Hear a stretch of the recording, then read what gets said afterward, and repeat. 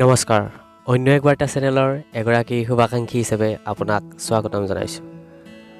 আশা কৰিছোঁ আপুনি ভালে আছে আৰু ভালে থাকক সদায়। সেই মূল মন্ত্ৰৰে আজিৰ এই ভিডিঅ'টি আহকচোন ভিডিঅ'টি উপভোগ কৰোঁ হওক।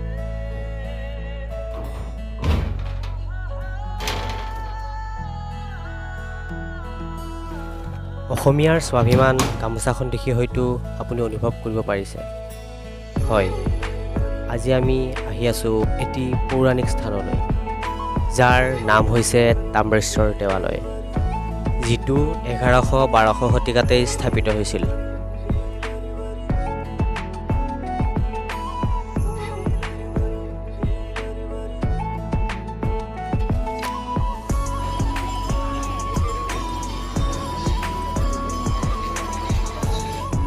যিহেতু ওদালগুৰি জিলাত অৱস্থিত, সেয়েহে বড়ো ভাষাত লিখা আছে থামেশ্বৰ থানচালি আৰু অসমীয়া ভাষাত তাম্ৰেশ্বৰ দেৱালয়।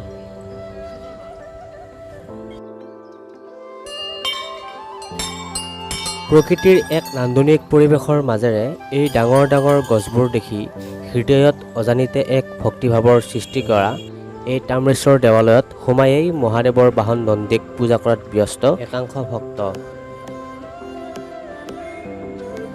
আৰু এই নান্দনিক পৰিৱেশৰ লৈ সোমাই আহিলোঁ।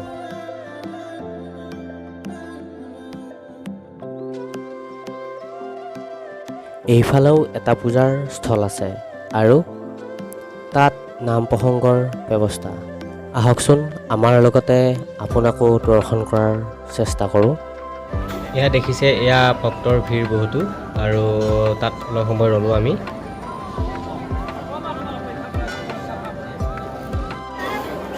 সোমায়েই দেখিলোঁ অগণন ভক্তৰ পূজা অৰ্চনা, আৰু এই গৃহটি পূজা অৰ্চনা আগবঢ়োৱাৰ বাবে।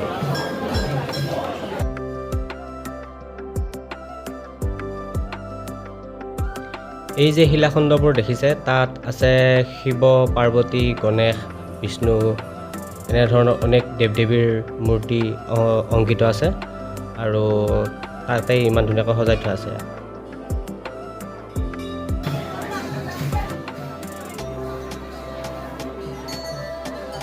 যিহেতু মানুহ বহুত, সেইবাবে আমি একে ঠাইতে তেওঁলোকৰ সহযাত্ৰী হৈ ৰৈ আছোঁ, সুবিধা পালেই পূজাভাগ আগবঢ়াম বুলি। এইখিনিতে আপোনালোকক কৈ থওঁ, এই মন্দিৰভাগ ওদালগুৰি জিলাৰ খৈৰাবাৰী অঞ্চলৰ দেউৰিয়াপাৰাত অৱস্থিত এক অন্যতম পৌৰাণিক স্থান।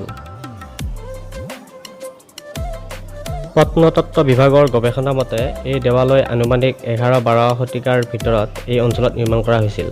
জনশ্ৰুতি মতে এই প্ৰাচীন শৈৱপীঠ ৭ম-৯ম শতিকাৰ ভিতৰত নিৰ্মাণ কৰা বুলি ধাৰণা কৰা হয়।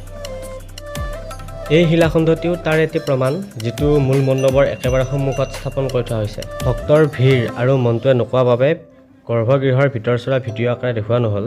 প্ৰস্থান দুৱাৰেৰে ওলাই আহি দেখিলোঁ য'ত গৰু, ছাগলী, পাৰ, ৰাজহাঁহ আদি দান কৰা হয়, সেই বিশেষ গৃহটি। কালৰ সোঁতত ধ্বংস হোৱা ভিন ভিন সভ্যতাৰ প্ৰমাণস্বৰূপে আজি তাৰ ভগ্নাৱশেষসমূহ এনে কৰি থৈ দিয়াটো এজন দৰ্শনাৰ্থী হিচাপে কিবা এটা ভাল লগা নাই। আশা ৰাখিছোঁ মন্দিৰ কমিটিয়ে পিছলৈ তাৰ এটা সুন্দৰ ব্যৱস্থা কৰিব হওক, কিয়নো এই ভগ্নাৱশেষসমূহেই ১১শ-১২শ খ্ৰীষ্টাব্দত নিৰ্মিত পুনঃস্থাপত্যৰ সাক্ষী হিচাপে আছে। দেৱালয়ত থকা তাম্ৰপত্ৰত উল্লেখ থকা মতে ১৭০৮ খ্ৰীষ্টাব্দত আহোম ৰজা গৌৰীনাথ সিংহই এই দেৱালয়লৈ ৯৬০ বিঘা মাটি দান কৰিছিল। এই মন্দিৰটো এনে এটা মন্দিৰ যিয়ে সুন্দৰ প্ৰাকৃতিক পৰিৱেশেৰে আৱৰা। ইয়াৰ চৌহদত সোমালে ইয়াত নীৰৱতা আৰু শিলিখা আদি ডাঙৰ ডাঙৰ গছৰ ছায়াই গোটেই পৰিৱেশটো শীতলাই ৰাখে। এই শীতল পৰিৱেশত আমিও দেহ মন আৰু হৃদয় গৰ্ভ শীতলাই সেই পৰিৱেশটো ভালকৈয়ে উপভোগ কৰিলোঁ। আৰু আপুনিও এবাৰলৈ হ'লেও আহি চাব পাৰে এই অন্যতম পৌৰাণিক দেৱালয়লৈ, খুব ভাল লাগিব। এয়া দেৱালয়ৰ সোঁফালে আন আন দেৱালয়সমূহৰ দৰেই এইটো এক বিশাল নিৰ্মল পানীৰ পুখুৰী। ইয়ালৈ অহা ভক্তই পুখুৰীৰ সৌন্দৰ্য উপভোগ কৰিবলৈ এনেকৈ বাঁহ আৰু খেৰেৰে সুন্দৰকৈ নিৰ্মাণ কৰিছে। আৰু এই মন্দিৰটোৰ সকলো মাংগলিক কাম কাজ এই পুখুৰীৰ পানীৰেই কৰা হয় বুলি স্থানীয় ৰাইজে কৈছে। এই পুখুৰীৰ পাৰতেই কিছু বছৰ আগতে নিৰ্মিত প্ৰত্নতত্ত্ব বিভাগৰ সংগ্ৰহালয় আৰু আগলৈ এটা জিৰণি চৰা। এই সংগ্ৰহালয়টো দৰ্শনাৰ্থীৰ বাবে প্ৰতিদিনেই মুকলি কৰা হয়।